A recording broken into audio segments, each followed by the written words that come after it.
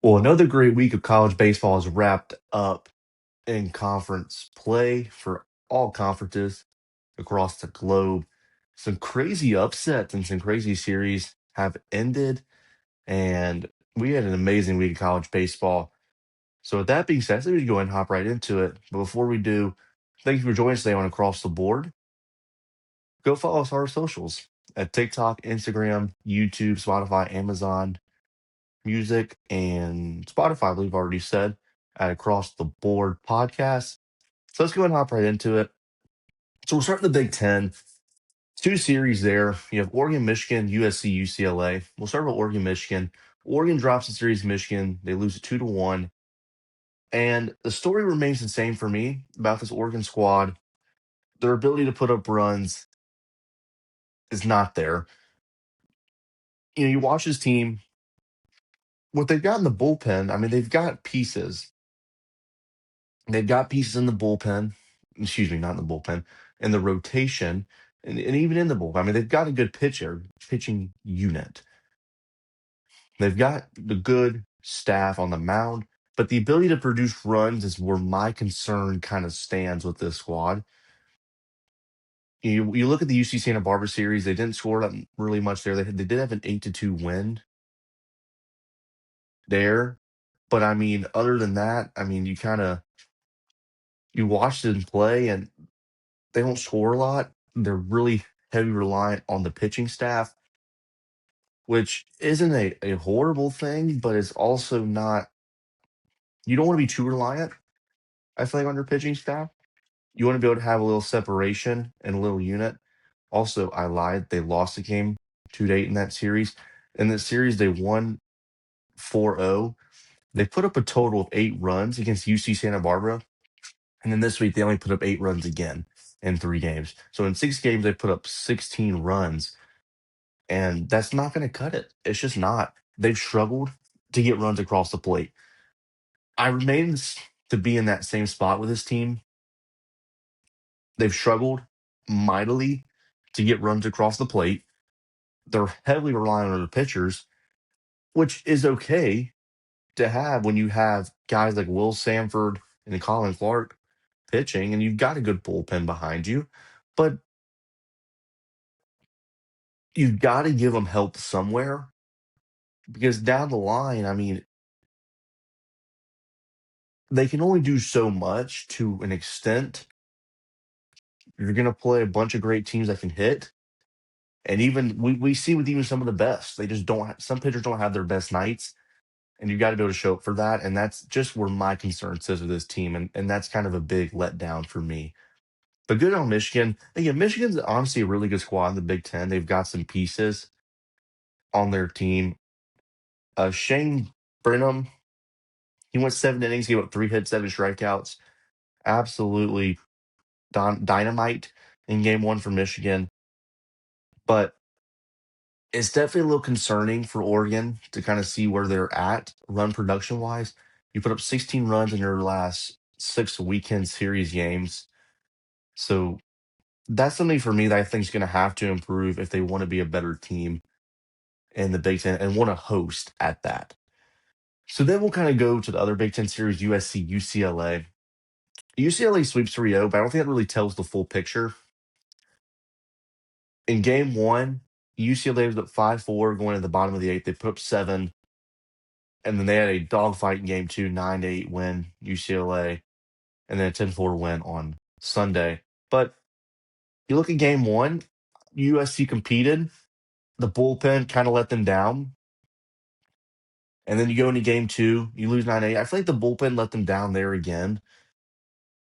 I kind of, for me, I do look at USC, and I feel like the bullpen is a little bit on the weaker side of things.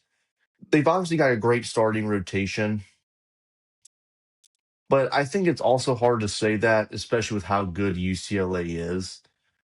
That is very tough to kind of deal with in that sense. I mean, you're asking a lot of relievers to come in and try to pitch against the best team in the country. They got a 3.43 team ERA, and they've got a good bunch of good pieces that can come in and wheel and deal. So I think the bullpen let them down this weekend. But again, it's very tough as good as UCLA is. But this is still a good squad. I think it was a good first look at what they can do. I loved how they competed. It was very competitive. They were able to compete, put runs across the play. I thought the starting rotation was good for USC. Just kind of late in the game, I think it got away from them both times. But this is a good squad, man. I was very excited to see what they were able to bring. They brought some good stuff, and I'm very kind of interested to see how the rest of the season goes for this team. But that was a very competitive series, and that's good when you have that going there. So move to the ACC. Two main series I want to cover: FSU and Virginia. We'll start there, and then you have Boston College and North Carolina. But for FSU Virginia, FSU gets a big 2-1 series win. This was much needed. You lose Miles Bailey, and it this is your turnaround series. What can you get turned around fast in this time? Um, I do want to start Friday's game. FSU lost, but Kyle Johnson went 4 innings, he had 1 hit, 1 walk, 7 Ks. When this guy gets in the rotation and he like starts going the full length that he's going to, they're obviously limiting him right now, trying to slowly work his way back. But when they work him back into this actual rotation, throwing as much as he can go, this is gonna look good. Kyle Johnson looks great, man. I love how he's playing. And then you have Henry Zatkowski who's going to come in right behind him. Obviously, I don't know how long that's going to be for if they mix something up there, but you got to love what's going on there. But for pitching, you look at FSU, all three guys. Wes Mendez, 5 innings, 7 hits, 4 runs, 2 walks, 7 Ks. I mean, 1 inning was felt a majority of that. Trey Beard, 5 innings, 4 hits, 2 runs, 4 walks, 7 Ks. Then Bryson Moore on Sunday, or I believe this was Saturday, he dealt 7 innings, 2 hits, 1 walk, 7 Ks. This group pitching was phenomenal. They brought their stuff, they dealt, they were amazing in this series. And you kind of look at the Virginia side, them not producing a lot of runs was very concerning. But again, this is such a good pitching staff that it's hard to really blame them for how the series went. But it's also fair to say on FSU side of things, they scored. They put up 9 in game 3, I believe 6 in game 2, 3 in game 1. So they were able to put up some runs even without Miles Bailey, but you still need that power. It's still a big loss in her lineup. But that was kind of the big thing was how were they going to respond to that? And that's why this series is kind of big to me. And I honed in on this one. Virginia coming off a loss to BC, series loss to BC, and then FSU losing Miles Bailey. How are they going to respond? Very competitive series, but FSU coming out on top was absolutely huge for this group. But I love their rotation. I love the back end and the bullpen what they have coming in. John Abraham dealing, man. One of the best relievers in the country. And I can only imagine how far this FSU team can go if they can keep getting pitching like this. So then we'll head to another ACC series. You have Boston College, North Carolina, another very competitive series. Boston College takes game 1, and UNC comes in behind them and takes the other two. But you watch this series, and I feel the same way. BC is a legit team in the ACC. They are competing in the ACC. North Carolina gets a humongous win on their resume.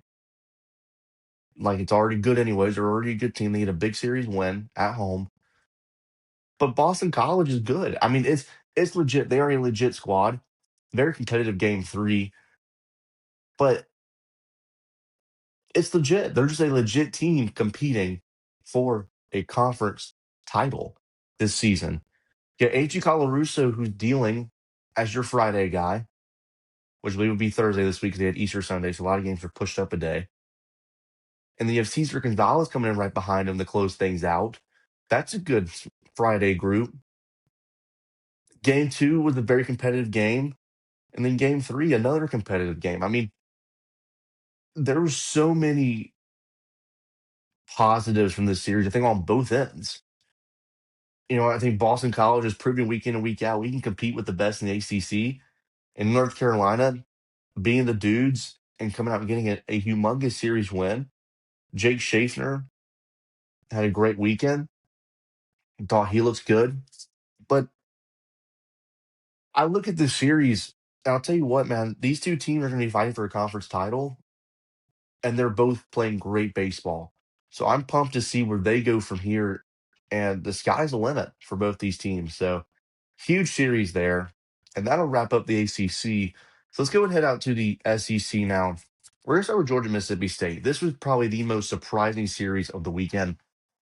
Georgia sweeps Mississippi State in Starkville. That's what makes it even crazier. They swept them in Starkville. Since for the first time since 2004 that they did this. And what a huge series win for Georgia. Not even getting it, but sweeping. And you watch the series first off.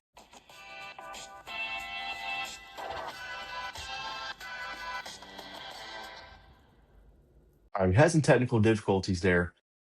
But that being said, we're on to UGA Mississippi State. UGA sweeps Mississippi State 3-0. This is a massive series this weekend and really a surprising turnout in the SEC. I mean, Georgia going into sweep Mississippi State and Starkville for the first time since 2004 was a huge series win. And you look at the bullpen for Georgia and what they were able to do. I feel like the talk for Georgia has been, can they first off get out of a regional? That's been the big question for them. But to me, it's been the pitching and the backing. Can they get good bullpen work? And they have. They've got pieces in the bullpen to do that. You've got Bird, Foley. I mean, the list goes on with all the pieces they have. I mean, they have legitimately been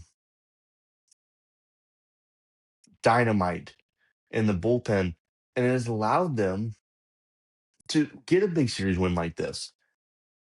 That has always been the big question for Georgia. Can they get those pieces in the bullpen to propel them and get big series wins? And it happened. They've got those pieces in the bullpen that can do that. You got Justin Bird, Paul Farley. I botched the name. You got Kane Aoki. Like, you've got guys in this bullpen who showed up, showed out, and played well for you. Matt Scott, even. I mean, you look at Georgia, and you watch the series, a big win. The bats are going to be there. They always have been. They always will be there. The bigger question is, can they get that production out of the bullpen consistently throughout the season? Right now, they're showing it. Joey Volchko, great starter for this squad. He and Dylan V, thought those two were good. But I'm going to look at this Georgia bullpen and say this. I mean, this is legit, man. If they can propel them through the season like they've been, this team is going to be dangerous. Going to be a very dangerous squad in the SEC. But with that being said, we'll go and hop into the next series. Alabama, Oklahoma. Alabama, 2-1 series win. They're just steamrolling. They're moving in the right direction. They're putting the ball in play. Everything is going well for this squad. I do want to shout out Cameron Johnson. Just the fact that how much better he's playing. We obviously saw the struggles a couple series ago kind of going on was a struggle, but the last 2 weekends, it's like he's really buckled down and he's moving in the right direction. So I think that's huge for Oklahoma fans to see that.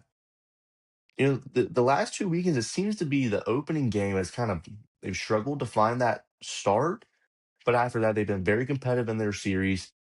They've got guys that can hit. They've got a solid squad. in Oklahoma, but Alabama just steamrolling, man. They're on a roll. They're winning games. They are in contention right now to host. They're a legit squad. I believe right now in the most recent projection they were hosting, but they're playing well right now. The sky's the limit, and you look back to the no hitter, that just seemed to flip things around, and that is humongous for this squad. That's what they're going to need, and they're going to need to keep the steam going on. They're playing very well. It's great baseball, and for them, they should keep doing what they're doing. You love to see that coming from Alabama. All right, we're going to move to Arkansas and Auburn now. Auburn wins this series 2-1. And for me, the thing stays the same for Arkansas. They can't score runs. They just can't score runs. Auburn has got the pitching.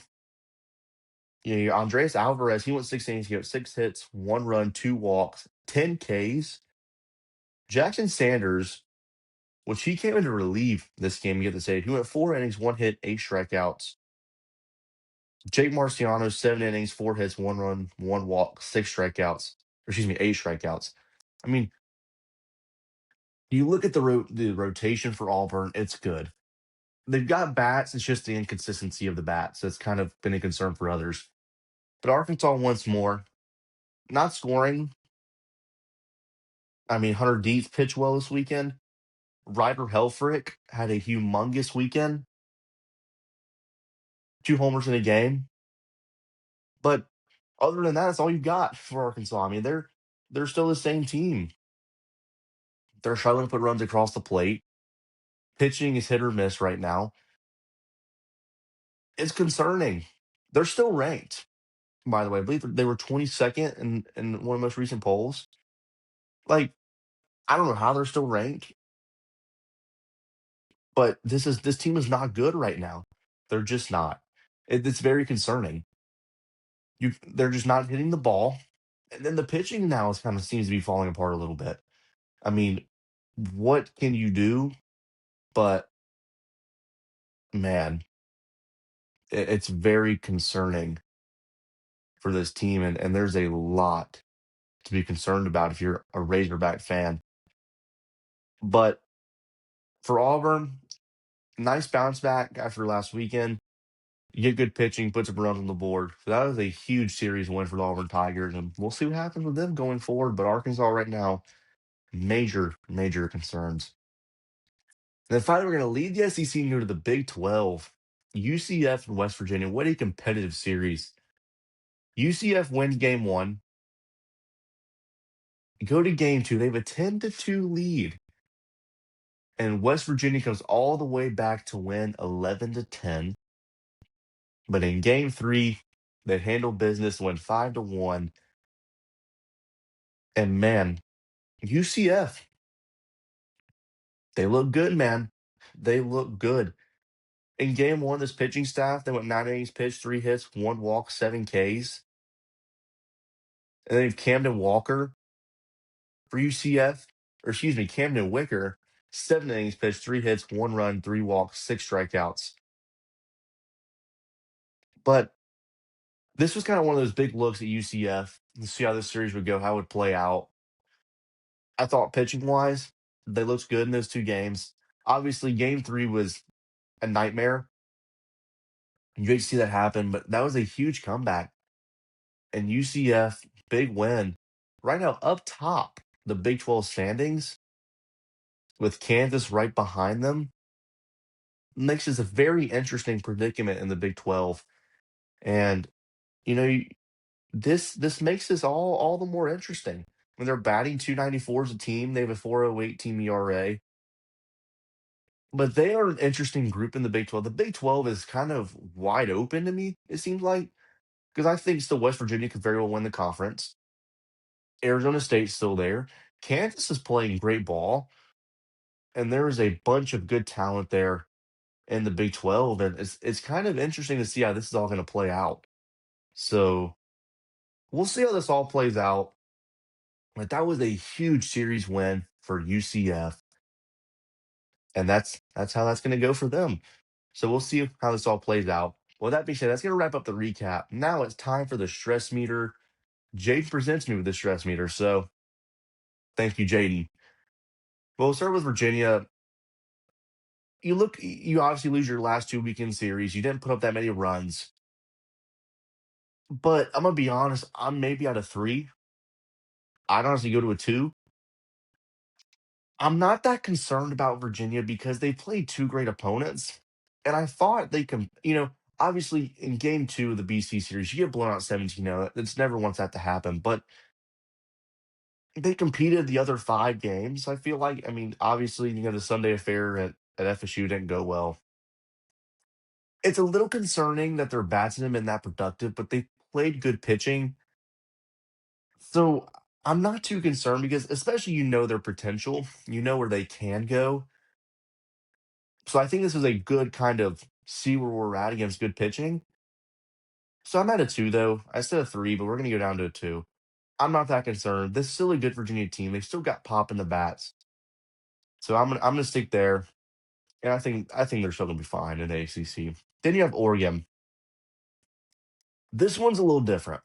So pitching wise, yes, you've got the pieces there, but your ability to score runs is one of those things that I look at and just kind of you have to point out. Like, let's go from the UC Santa Barbara series. We'll go through all their games. They put up 4-2-2. That's 8. You lose in midweek to Portland 0-3. You lose 0-10, win 5-2, lose 3-4. Then you lose yesterday 9-13. So you put up runs there, but they're not scoring. They can't score, and that's a major concern. You have to be concerned about that.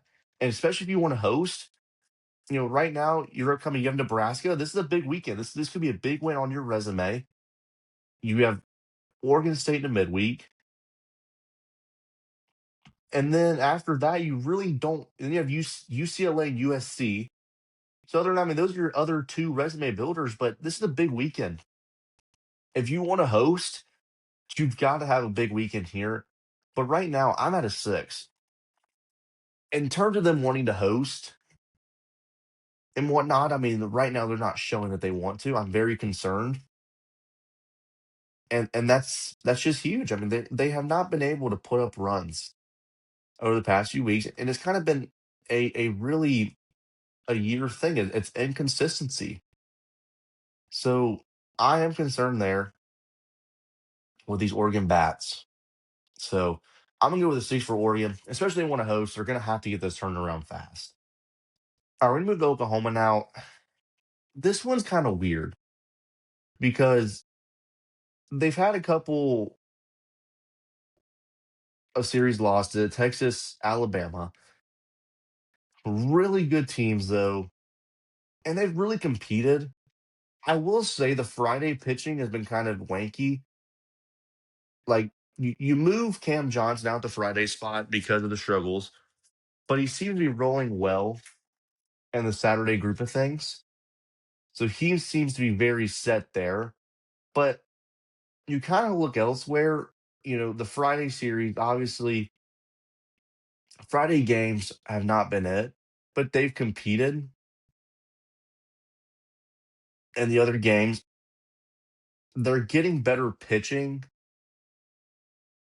Oh, man, this is tough. This is tough. I'm really not super concerned, though, with this team. They've still got so many good pieces on all ends of things.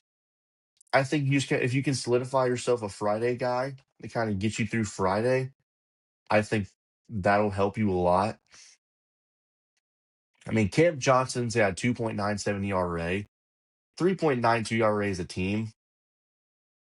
But Cam Johnson, LJ Mercurius, Mercurius is a 5.11 ERA.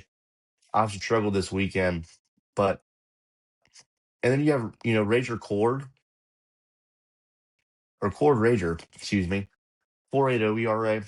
If you can find yourself a Friday guy, I think that'll be huge. And Cam Johnson was kind of supposed to be that, but he's been pitching Saturdays.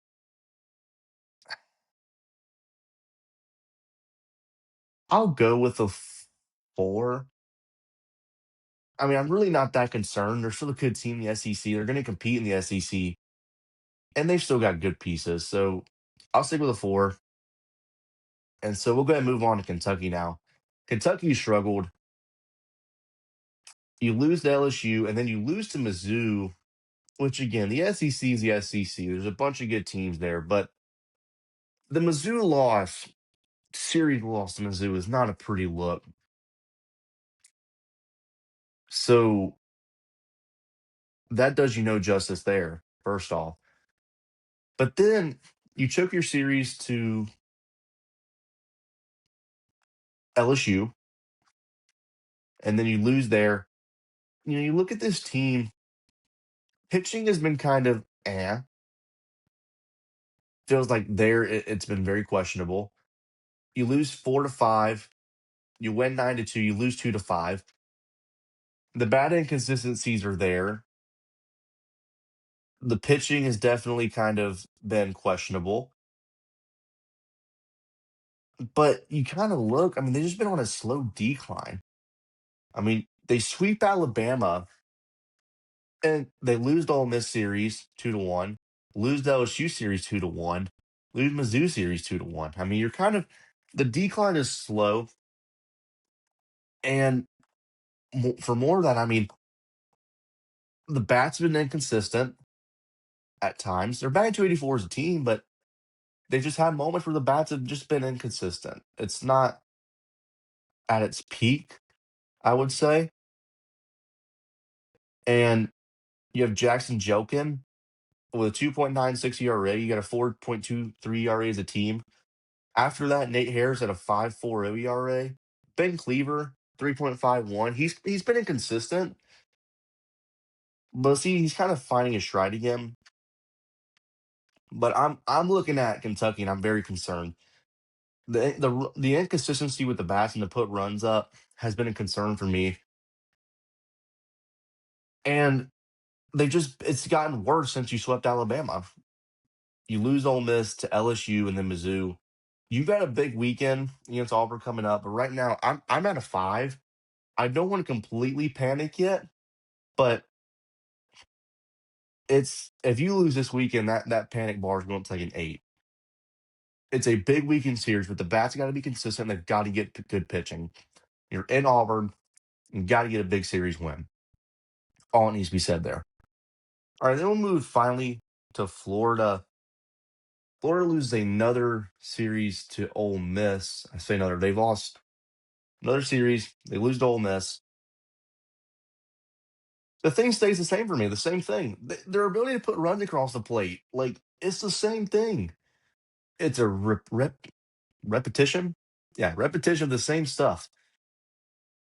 The pitching staff has given them the ability to win night in and night out. But as I've said over and over again, their ability to put up runs has been minimal. You saw it started with the High Point series, then South Carolina even. I mean, you get a series win, but you don't put up many runs there. Alabama series, you don't put up that many. You get swept. Arkansas, the bats got hot, so you're like maybe. And then Ole Miss, you put up 4, 2, and 2. You put up 8 runs in 3 games, and that's going to do you no good in the SEC. I'm not going to jump the bar. But I'm at a 5. We'll back down to a 4. We'll say a 4. You look at this team. You look at the roster. The potential is there to be an elite hitting team, and the pitching it will get you a long way. They've got guys that can hit. They've got guys that can pitch, but can they get runs across the plate? That's my concern with them. It has been the same, and if they're not able to fix that, they're going to be a continuously struggling team. So that's between them to get that figured out. But I'm at a 5 right now. If they can get the run production up, they're not going to be able to compete for and go to the College World Series. It's not going to happen.